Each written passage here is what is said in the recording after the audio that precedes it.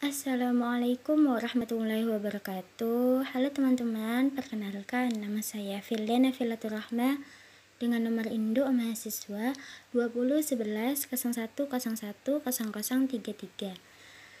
Di sini saya akan sedikit membahas tentang kesulitan belajar dan ada 3 poin yang akan saya bahas. Yang pertama yaitu pengertian kesulitan belajar.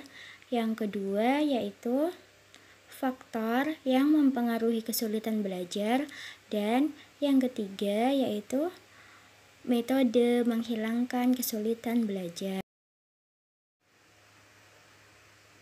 Kita bahas poin yang pertama ya, yaitu pengertian kesulitan belajar. Sudah tahu belum? Apa sih kesulitan belajar itu? Jadi, kesulitan belajar yaitu di mana adanya kondisi anak didik tidak dapat belajar secara maksimal karena disebabkan adanya hambatan, kendala, atau gangguan dalam belajarnya. Sekarang kita bahas poin yang kedua ya, yaitu faktor yang mempengaruhi kesulitan belajar. Jadi, faktor yang mempengaruhi kesulitan belajar sendiri dibagi menjadi 2. Yang pertama yaitu faktor intern atau dari dalam. Faktor ini dibagi menjadi 2, yaitu faktor fisiologis dan faktor psikologi. Dan faktor yang kedua yaitu faktor ekstern atau faktor dari luar. Dan faktor ini juga dibagi menjadi 3, yaitu faktor keluarga, faktor sekolah, dan faktor masyarakat. Sekarang kita masuk ke faktor dari dalam dulu ya, yaitu yang pertama tadi ada faktor fisiologis. Jadi kondisi fisiologis pada umumnya sangat berperan terhadap kemampuan bagi seseorang. Anak yang dalam keadaan sehat jasmaninya akan berbeda belajarnya dengan anak yang sedang mengalami sakit seperti sakit panas. Anak-anak yang kurang gizi akan malah cepat lelah, mudah mengantuk, sehingga dalam kegiatan belajarnya mengalami kesulitan dalam menerima pelajaran. Dan yang kedua yaitu faktor psikologi. Faktor psikologi merupakan faktor yang mempengaruhi proses belajar yang disebabkan karena kurangnya perhatian, minat, bakat, ataupun motivasi. Sekarang kita bahas faktor yang dari luar ya, yaitu yang pertama tadi ada faktor keluarga. Nah, contohnya yaitu seperti yang pertama, kurangnya kelengkapan belajar bagi anak di rumah sehingga kebutuhan belajar yang diperlukan itu tidak ada. Maka kegiatan belajar anak pun terhenti untuk beberapa waktu. Yang kedua, kurangnya biaya pendidikan yang disediakan orang tua. Yang ketiga, anak tidak mempunyai ruang dan tempat belajar yang khusus di rumah. Yang keempat, ekonomi keluarga yang terlalu lemah atau terlalu tinggi. Yang kelima, kesehatan keluarga yang kurang memadai. Dan yang keenam yaitu perhatian keluarga yang kurang memadai. Faktor yang kedua yaitu faktor sekolah, seperti adanya guru yang kurang berkualitas baik dalam pengambilan metode yang digunakan ataupun dalam penguasaan mata pelajaran yang dipegangnya. 2. Hubungan guru dengan anak didik kurang harmonis. 3. Guru-guru mengajar standar pelajaran di atas kemampuan anak. Yang keempat, guru tidak memiliki kecakapan dalam usaha mendiagnosis kesulitan belajar anak didik. Yang kelima, cara guru mengajar anak yang mungkin kurang baik. 6. Alat atau media yang kurang memadai. Sekarang kita bahas faktor yang ketiga ya, yaitu faktor masyarakat. Kesulitan belajar yang disebabkan karena faktor masyarakat biasanya dibangun oleh yang pertama, media massa seperti bioskop, TV, surat kabar, majalah, buku-buku, dan lain-lain. Dan yang kedua, lingkungan sosial seperti teman bergaul, tetangga, serta aktivitas kemasyarakatan.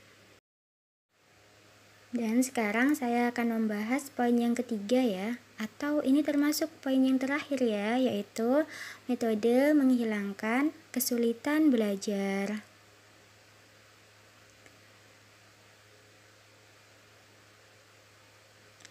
Kita dapat menggunakan metode yang pertama yaitu prior knowledge. Prior knowledge dapat diartikan sebagai pengetahuan awal yang sudah dimiliki oleh siswa dari pengalaman atau pengetahuan yang didapat sebelumnya. Prior knowledge bisa menjadi sebuah metode pendekatan oleh guru agar dapat mengatasi kesulitan belajar siswa di sekolah. Cara ini sangat bermanfaat sehingga siswa dapat mudah menerima materi baru selanjutnya.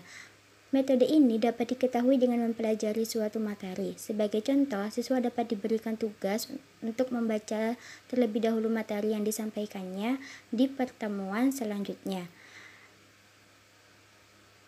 Yang kedua, yaitu selalu mengevaluasi. Cara mengatasi kesulitan belajar siswa dilakukan dengan metode evaluasi atau self-monitoring. Di sini, guru dapat melihat perkembangan siswanya sekaligus mengambil langkah-langkah yang harus dilakukan kepada siswa tersebut. Sebagai contoh, guru dapat memberikan kunci jawaban yang benar ketika siswa telah menyelesaikan suatu tugas. Dari sini, siswa dapat mengetahui sejauh mana kemampuan dia dalam menyelesaikan tugas dengan melihat jawaban yang benar dan salah. Bagi guru sendiri, tentu akan mengetahui seberapa jauh perkembangan kemampuan siswa mengerjakan suatu tugas dan mengetahui konsep-konsep yang sulit dipahami dari jawaban yang salah.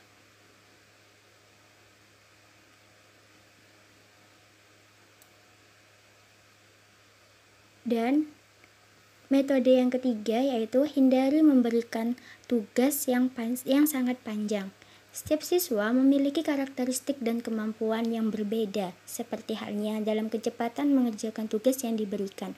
Umumnya, kesulitan belajar yang dialami siswa adalah ketidaksanggupan mereka mengerjakan tugas dalam jangka waktu panjang.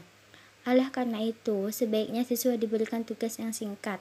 Sebagai contoh, guru dapat memberikan tugas yang mudah dengan pertanyaan dan jawaban yang singkat dan bisa langsung memberikan nilai di saat yang sama. Sekian dari saya, kurang lebihnya saya mohon maaf ya. Semoga sedikit penjelasan dari saya ini bisa bermanfaat bagi teman-teman, khususnya teman-teman yang bercita-cita ingin menjadi seorang guru, karena pasti kita akan bertemu dengan anak-anak yang sedang mengalami kesulitan belajar. Seorang Mario Teguh pernah berkata, masa depan memang tidak pasti, tetapi kalau kita belajar dengan bekerja keras, insya Allah kita akan menjadi seorang yang sukses. Oh iya teman-teman, jangan lupa ya untuk like, comment, and subscribe. Terima kasih. Wassalamualaikum warahmatullahi wabarakatuh.